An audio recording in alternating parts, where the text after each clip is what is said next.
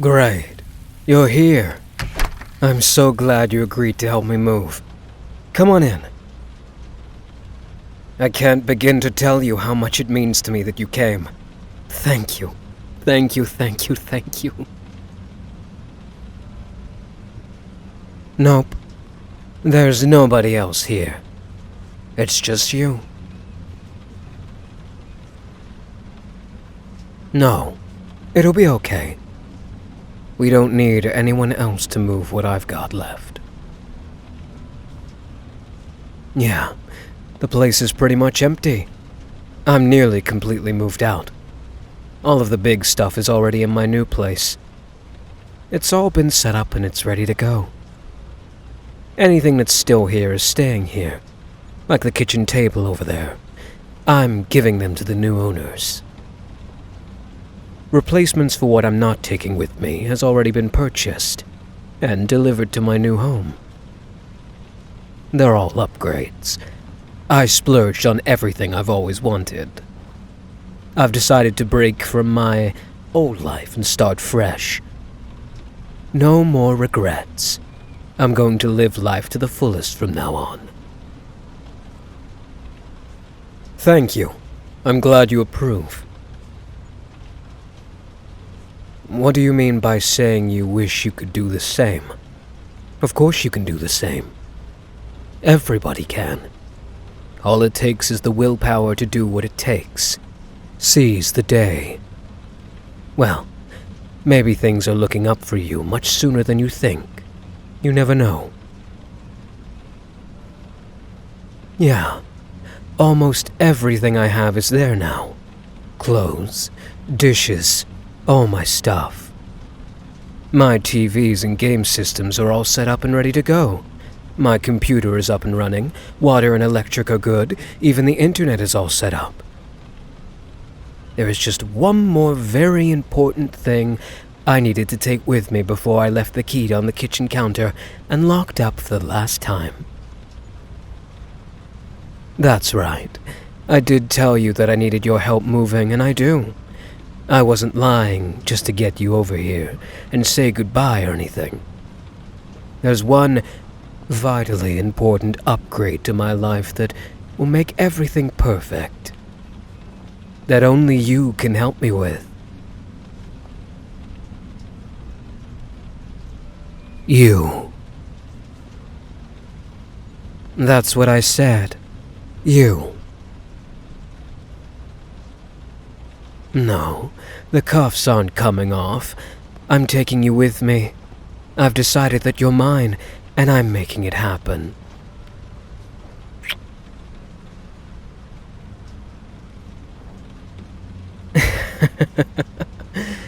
Did you know? You're really cute when you're flustered and confused. It's adorable. No, it's no joke. You're coming with me.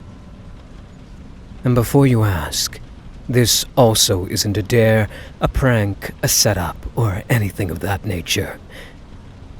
This isn't me bullying you or harming you in any way.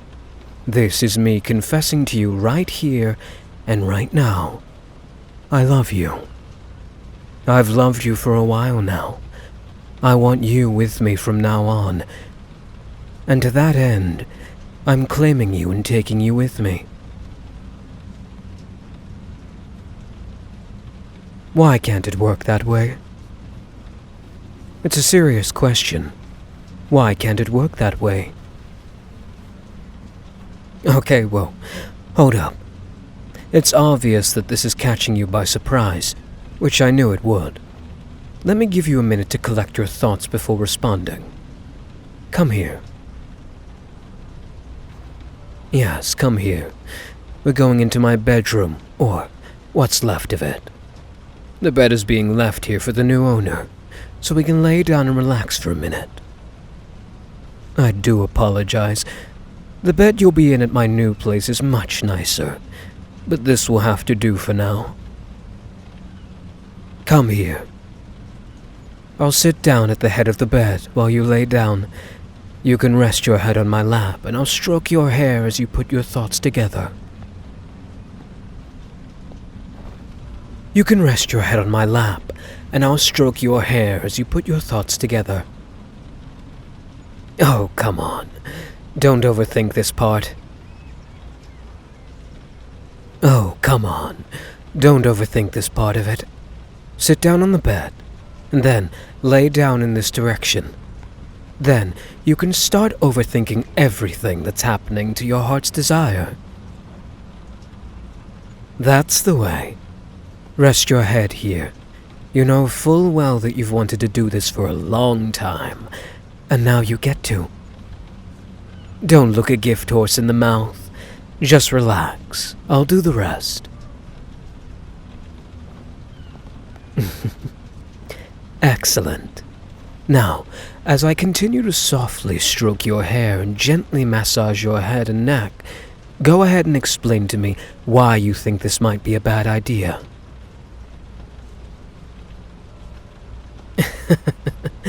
This is not unfair. This is me being honest and upfront. I'm not causing tingles to shuffle relaxingly down your spine and throughout the rest of your body in order to weaken your resistance to my evil schemes. I'm showing you exactly how you're going to be treated when I bring you to my new home. To our new home. Not only am I not being unfair, I'm being more than fair by being open and forthright. Isn't that valuable information you want to know as you ponder your situation and decide how to react? Since you said that it's so unfair for me to be doing this, is that an admittance that it's exactly what you want? That I guessed correctly? Is that your revelation to me that my treatment of you now is greatly desired? Yeah, this is definitely not normal. Shall we say, wooing route that most people take. But why should I be forced to confine myself to what other people do? Pfft, screw that. Why should I have to abide by the standard way of doing things? First of all, the term norm means the usually used path, which means that there are some paths that exist even though they may be outliers. I'm simply choosing the road less traveled by, and that will make all the difference. But second, just because something is the commonly accepted norm doesn't mean that it's not incredibly stupid. If I had asked you out on a date and you accepted, we then would have dated a few times, and then I'd finally have gotten you to my place where you felt okay to call me your boyfriend. And then we would have gone through a long, slow, arduous period of getting to know each other. And then, God knows how much later it would have taken, one of us would have proposed. Probably me, as you would have been wanting to by dragging your feet. But I would have been considerate enough to try and encourage you to do it yourself. And then we would have to wait a long time to plan a wedding, and then possibly years later, we would have finally gotten married. That's a lot of wasted time that we could have had being together. It's the kind of thing that years from now would make us wish that we could have gone back in time and redone our lives, to keep us from wasting all that time. So think of me as the one who has already experienced all of that, and then went back in time to today. I'm doing now what our future selves agreed we should have done in the first place. I want you. You want me. We're perfect for each other. I've decided to be more practical about the whole thing and making it happen. Simple as that. On the contrary, I don't think that being practical loses any of the romance at all. I find it very romantic. This is a story we'll be telling to our grandchildren as they sit with wide eyes wonder at our feet. As we probably giggle at your embarrassment as I tell them. It gets you here with me now, in this place of gently caring for you and telling you that I love you. This is what you've been waiting for me to do for some time. How is that not romantic?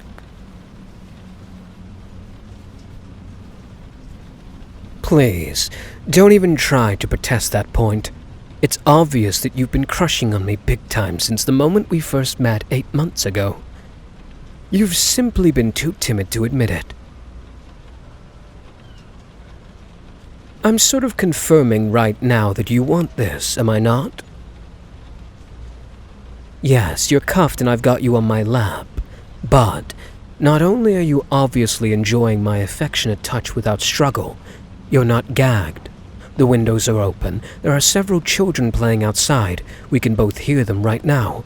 In fact, if I'm not mistaken, that's Mrs. Evely shouting at her husband to remember to put the trash out today. If you wanted to shout or scream for help, someone would definitely hear you, and yet you've chosen not to. Don't give me that.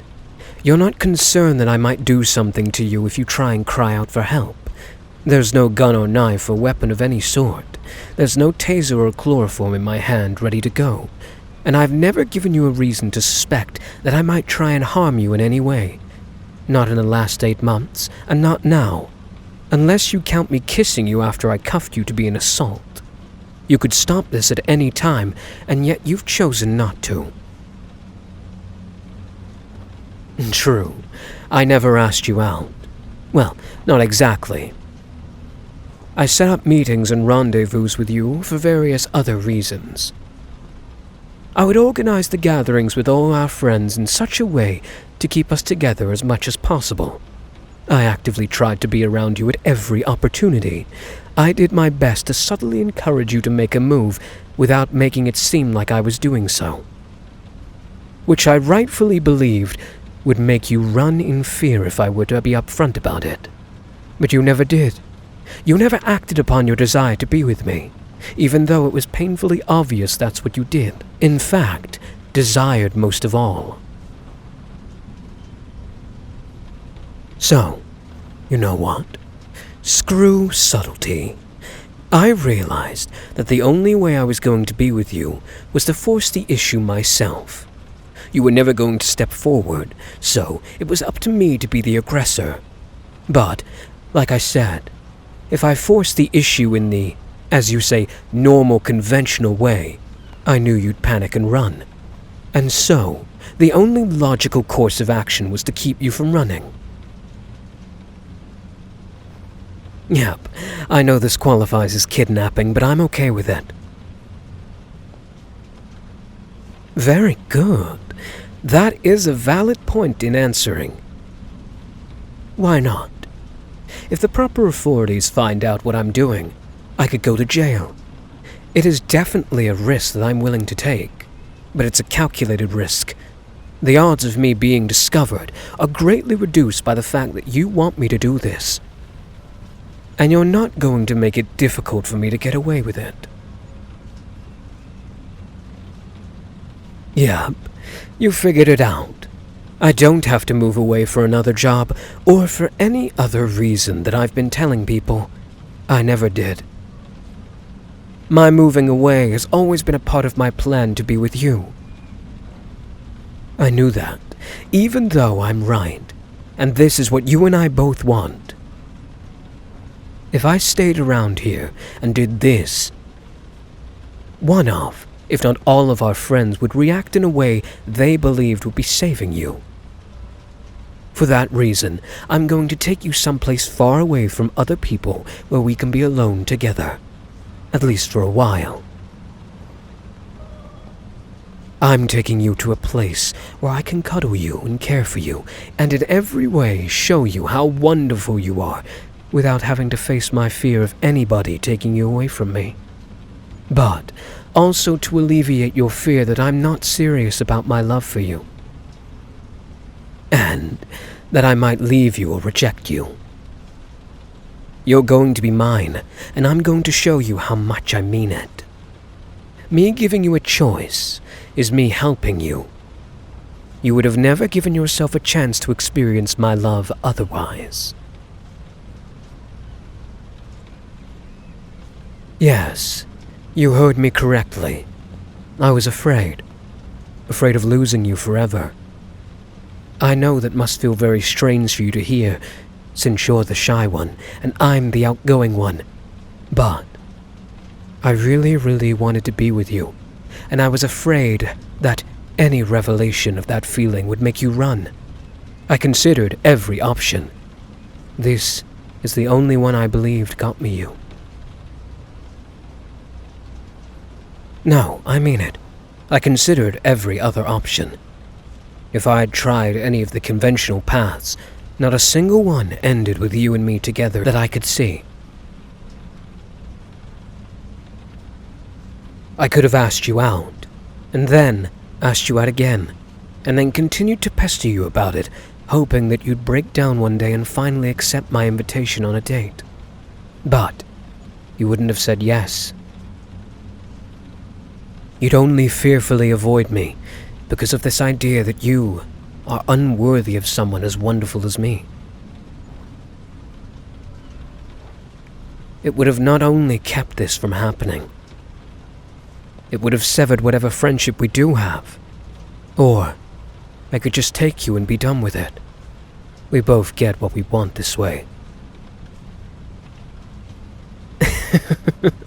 Yeah, I guess this is pretty much the plot of 7 Brides for 7 Brothers. Maybe I did use that as inspiration, I'm not sure. Well, if it influenced me on a subconscious level, then, by definition, I wouldn't be aware of that now, would I? You see? That laugh and that smile both confirm that I'm doing the right thing by taking you. What do you mean that doesn't prove anything? That proves everything. You're not afraid of me. You're having fun. You think this is silly and tender, and even very sweet. But not wrong. You can't kidnap a willing victim. And that's further confirmation to me that this isn't really a kidnapping. It's a rescue. From yourself. I'm doing what's best for you whether you like it or not. It's an intervention. I'm the best thing that could have ever happened to you, but you're too afraid to take it yourself. I'm merely in agreement with the decision you want to make. I'm not a yandere. I knew you would bring that up. I hate that term. Does any part of this feel unhinged or out of control? I haven't drugged you, I haven't hurt you, I haven't threatened anybody else. Okay, yes, the cuffs kind of point in that direction. I'm taking you with me, no matter what you say, and it is technically possible that I've misread the entire situation, and you're really not on board with any of this. That's the calculated risk I spoke of earlier. And I did also admit the possibility of losing you gave me fear. I admit that again, even if that's brought up against me in trial. If you label me a yandere then, I guess go ahead and label me a yandere. I'll live with it. I may even learn to like it someday. Tell me, right now, that you don't find me attractive. Tell me that you don't think I'm beautiful, and not just physically. Tell me it didn't make you feel wonderful to be around me as much as possible. Tell me that you weren't really crushing on me big time. Tell me that you weren't struggling within yourself to build up the courage to ask me out. Tell me that you are very brave, and that you've never asked me out because you simply don't like me. Tell me that my assessment of you and this situation is in any way correct. Go on, tell me.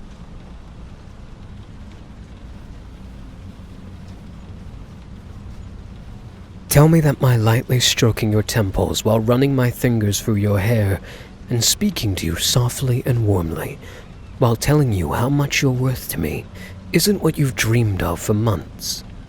Tell me that. You see, your silence tells me everything I need to know. So, now I think it's time. I'm going to bring you to my car. I'm going to lock up our old lives here, and we're going to head out and begin new lives together. You can lay in my lap as I continue to caress you, and pat you, and in every way let you know just how much I will always love you. You ready? Of course, I'm not throwing you in the trunk. I told you, I want to run my fingers through your hair all the way there. Besides, I can't wait to see the look on your face as we pull into our new place. You're going to be thrilled. It's just you and me, sweetie. An unconventional love story, but a love story nonetheless. Me, the forceful yet loving. No, not Yandere, stop saying that. I'm the wild protagonist with a tender heart in this fascinating tale that makes the audience hope for all their plans to come to fruition. And then there's you, the preciously cute bunny rabbit of the kidnapped victim that needs to be cared for the rest of their life. Okay, fine. Call me what you will, babe. I guess that's your pet name for me now. I suppose I can handle that. And you know why? Because you and I both know you want to be here.